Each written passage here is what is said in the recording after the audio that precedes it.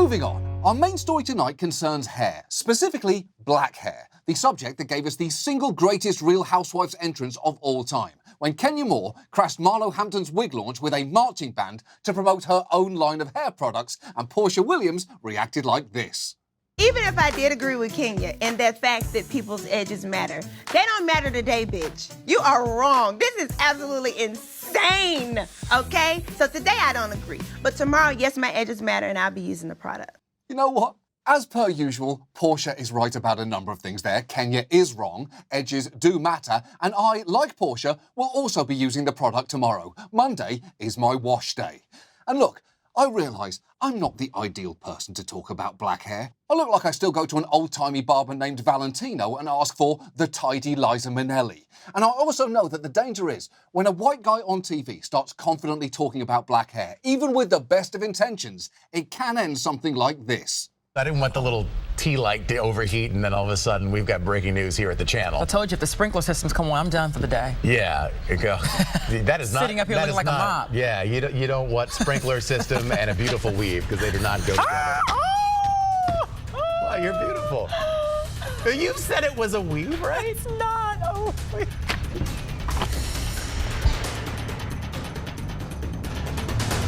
Wow! That is the exact right reaction to announcing your black co-worker's hair is a weave live on air. Getting up from your desk and just running away. Running forever, running until your life fades behind you and your feet touch the ocean. Now, you should know, those two co-workers seem to have gotten over that incident, putting out a video titled Blaine and Layla Discuss Hair Weave a Rebuttal, where Blaine says he's learned the difference between quick weaves, lace fronts and sew-ins because of their friendship. But the fact is, on the whole, white people don't really understand a lot about black hair. And by the way, if your first reaction to that was, hey, not all white people, maybe look inside yourself and figure out why that is your response to things. But importantly, that lack of understanding and lack of interest in understanding can have real consequences from the personal to the professional, as you probably know, either from experience or from seeing stories like this. Chastity Jones was tangled in a nearly 10-year legal battle after she says an employer took back a job offer at an Alabama call center because she refused to cut her hair. She said, "Are those dreadlocks in your hair?" And I just looked at her and I was like, "These?" And she said, "Yes." I said, "Yes, they are." She said, "Well, we can accept that here."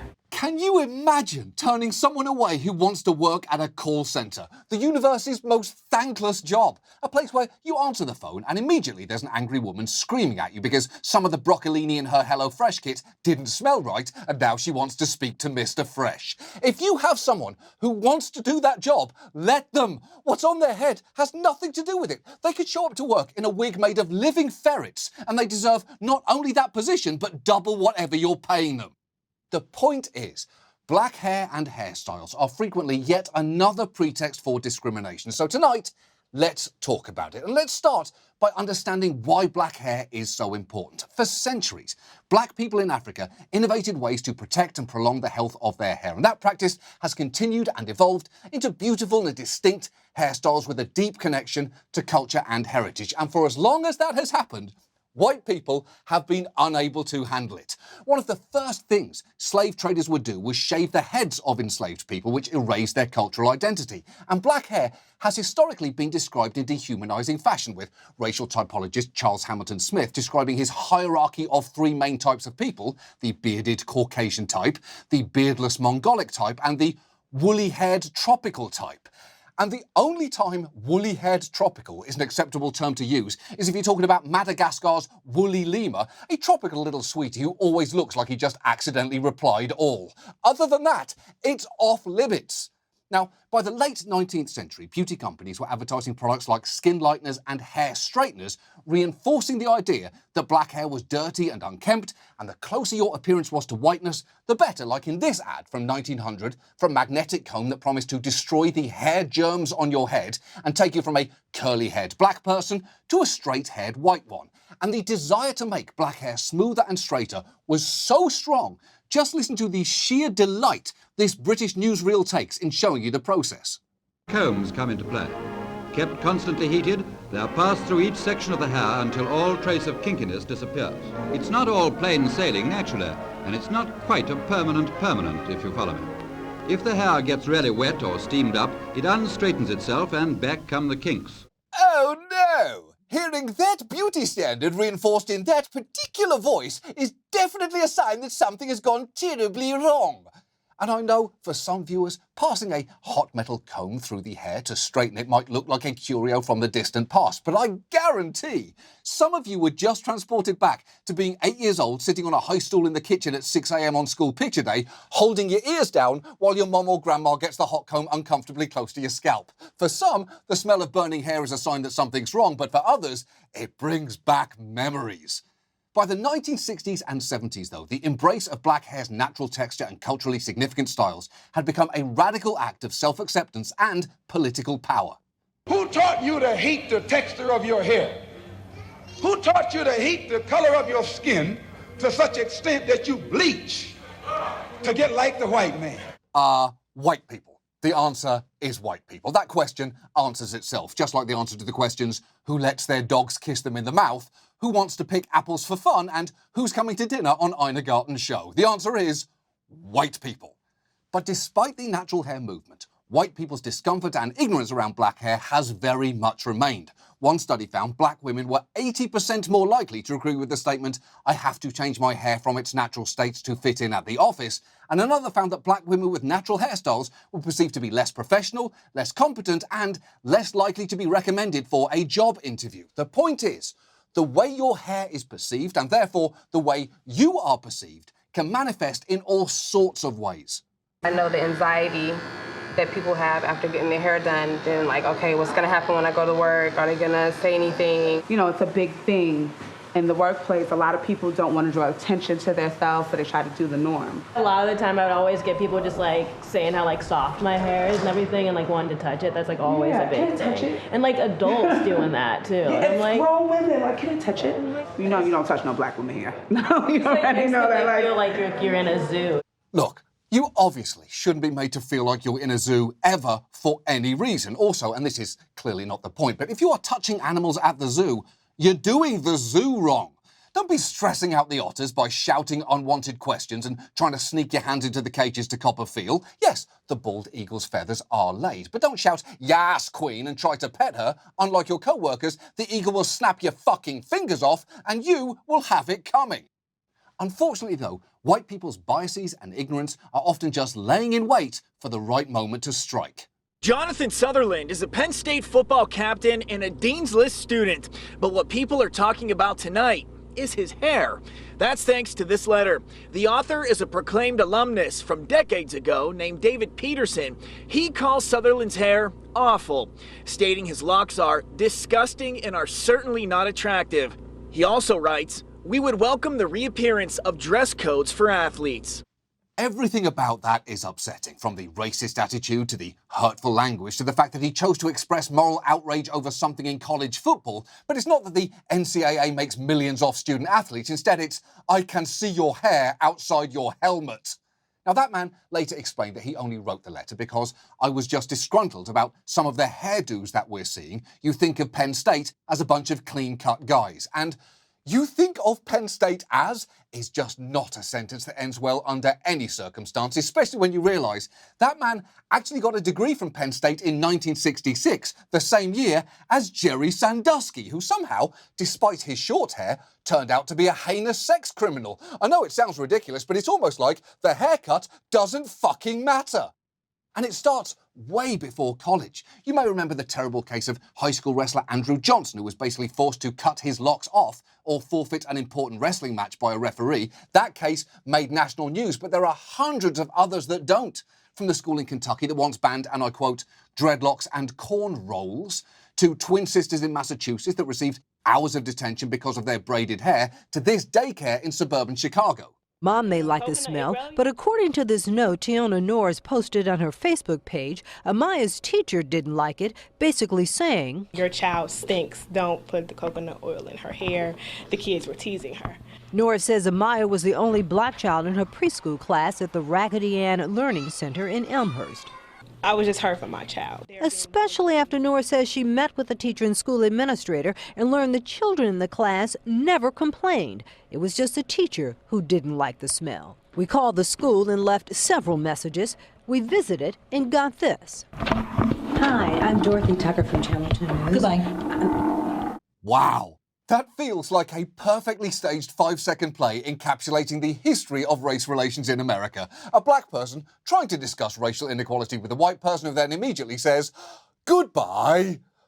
So black people from an early age are often told that their hair is unattractive and needs to be corrected. And that is already just a lot before you even start getting into all the ways that society makes it difficult to navigate the world because of your hair. Even just buying hair products can be an unnecessary challenge, with black hair products routinely locked in a case where someone has to come with a key to get it for you, or maybe even walk it to the register, in the same aisle where products for white people that cost just as much or more are simply sitting out on the shelves. And the explanation for this is never great.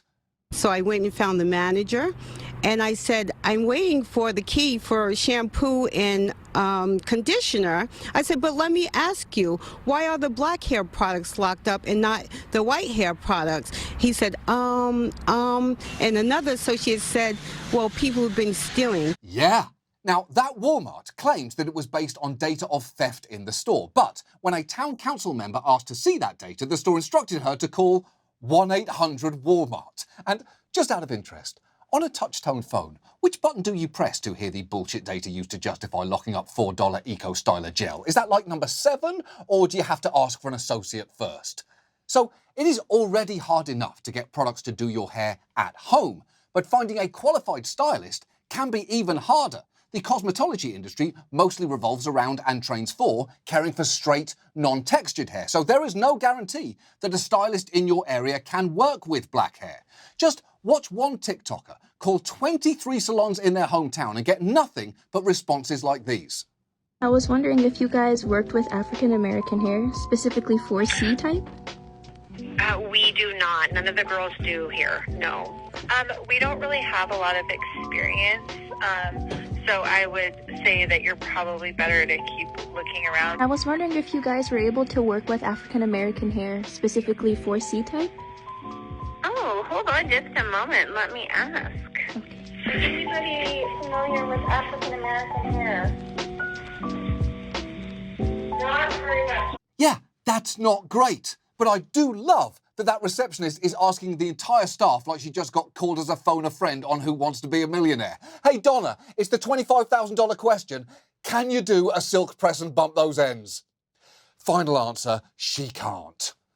And this isn't just a problem in salons. Even in Hollywood, stylists who are both familiar with black hair and who are in the stylist union are rare, and actors definitely know when their production has failed to hire one. I was on this show. They made me a series regular. I was hella pumped. Walked in the hair and makeup trailer first time. Oh shit, I'm about to like get paid. Let me see. Homegirl, this white lady, she tapped my head. Yeah. Not lying, she tapped it, sprayed some water, didn't brush, didn't comb, and left. And I was like, oh, wow. Now, I actually recommend going back and watching each actor in that clip as he tells that story, because you really get the sense that every one of them identifies with what he's saying there. And it's not ideal that for a lot of hairstylists, their strategy to deal with black clients is the same that you would use to get your cat off the kitchen counter.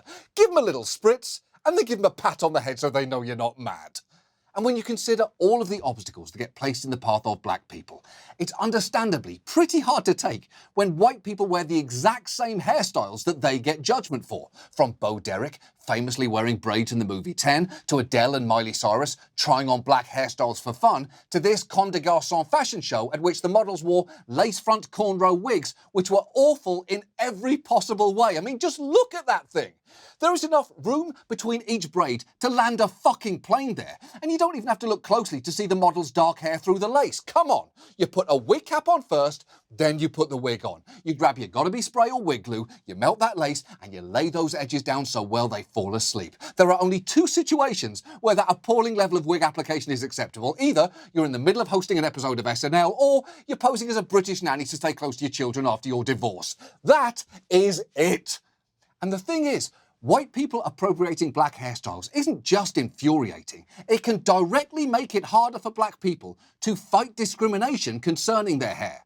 There was a court case in 1981, a discrimination suit filed by a black woman named Renee Rogers. She had worked for American Airlines and she wore her hair in cornrows. Her legal argument was that her hairstyle was a part of her cultural heritage. The judge ruled against her in federal court because he said she got her hair done soon after the movie 10 came out, and therefore there was no legal basis for saying it was cultural heritage because she was doing something that essentially was imitating how Bo Derek styled her hair. Yeah, it's true. Among the reasons he dismissed her case, the judge suggested that a black person wearing a traditionally black hairstyle was just copying a white celebrity who stole it from black people, which is just ridiculous.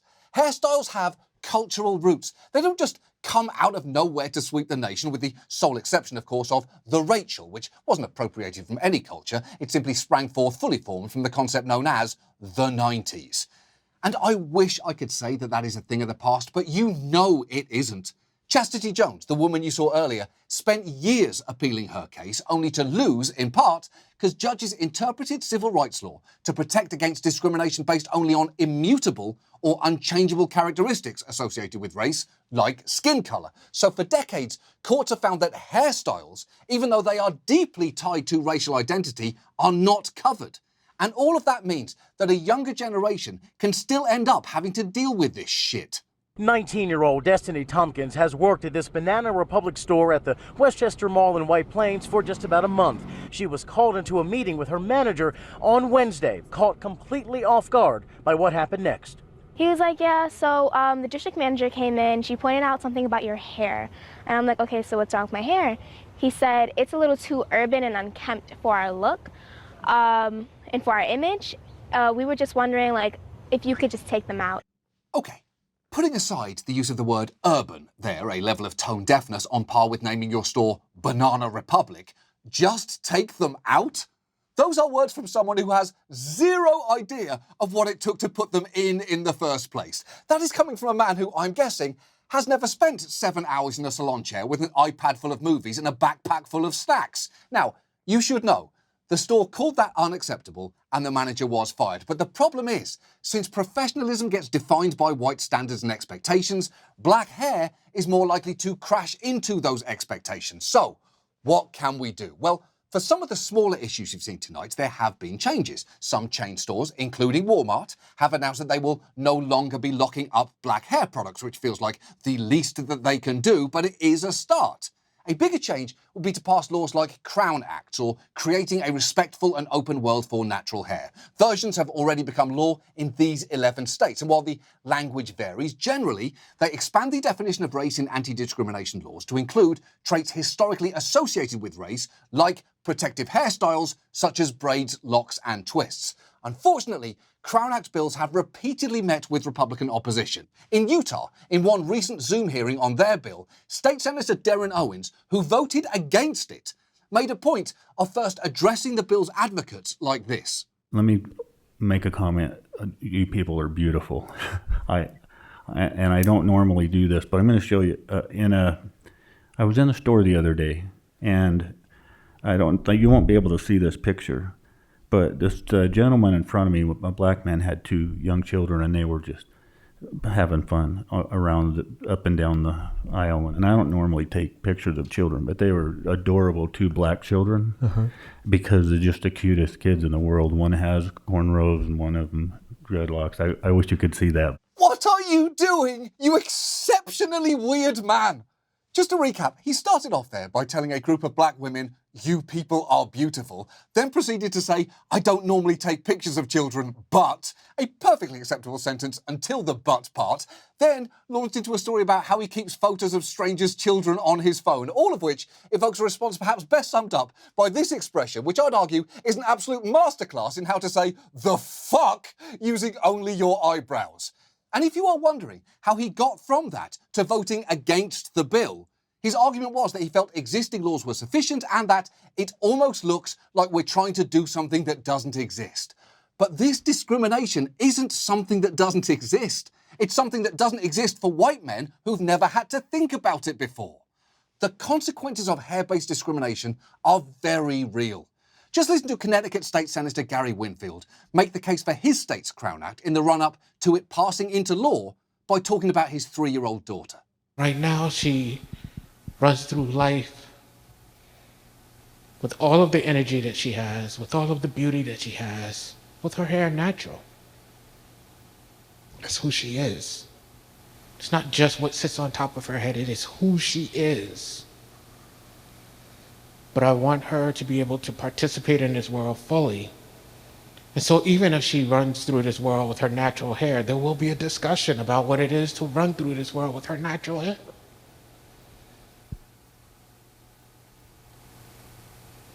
And what she will have to learn, whether she makes the choice to run through this world with her natural hair or not, is that a part of her is not acceptable. That's awful. It's infuriating that black children have to add hair discrimination to the long list of things that they're already forced to think about, like the threat of police violence, the danger of harassment by racist white people, and of course, the very real risk of getting photographed by Utah State Senator Darren Owens in a fucking checkout line. That man's daughter and all black people should clearly be able to make choices about their hair based on what they feel like doing with it, rather than, will this get me harassed or fired? If you want to have natural hair, great. You want to straighten your hair? Great. Whatever you like. The point is, black hair shouldn't be viewed, corralled, or judged by white people's comfort because it doesn't belong to white people, it doesn't affect white people, and white people really don't need to have an opinion on it. And our laws should reflect that. And I know that there may be limits to what Crown Acts can accomplish. Even if one passes at the federal level, there could be cases where a white judge is asked to decide whether a specific hairstyle is associated with race and completely fucks it up. But they are a start. And look, if you're not a black person, it's probably easy to hear these stories and think, well, it's just hair. But the thing is, it's not. It's not at all. Black people aren't getting hired or are getting fired. Black students are being teased, taunted, and removed from school, all because of their hair. And Crown Act laws could make a real difference there. And while social stigma and unrealistic beauty standards aren't going to go away overnight, there are a few things that white viewers in particular might want to keep in mind going forward. And to that end, if you are one, there's a message that you should probably hear. Hi, white people. I'm Uzo Aduba. I'm Craig Robinson. Hi, white people. I'm Leslie Jones. What's up, black people? Brothers and sisters, you good? Your mama good? All right, listen, I gotta talk to these white people for a second. I'll see you at the meeting. All right. Look, white people, I know you have lots of questions. Like, maybe too many questions. Like, how often do you have to wash black hair? What is a silk press? What does a do-rag do?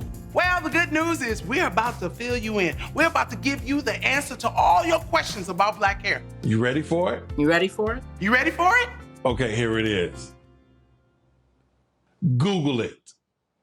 Google it. Fucking Google it. Fucking Google it. I mean, it doesn't have to be Google. It can be fucking Bing, YouTube, Wikipedia. I don't give a shit. The information is out there. And once you get the information, you can appreciate all the beauty and hard work it takes to keeping my hair laid and looking good, okay? And if you're not interested in Googling it, there is another option. Fuck off. Leave us the fuck alone. Fucking off is always an option. And look, white people, don't tell me you can't figure this out on your own. You figured out Settlers of Catan. You figured out sourdough bread last year. I think you can Google the word weave. You can learn what the fuck a box braid is, bitch. Okay, I think that just about covers it. Basically, just Google it. Don't touch it. And there's one more thing. Don't spray my hair with water and tap my head. I'm not a cat. Bye. Goddamn white people.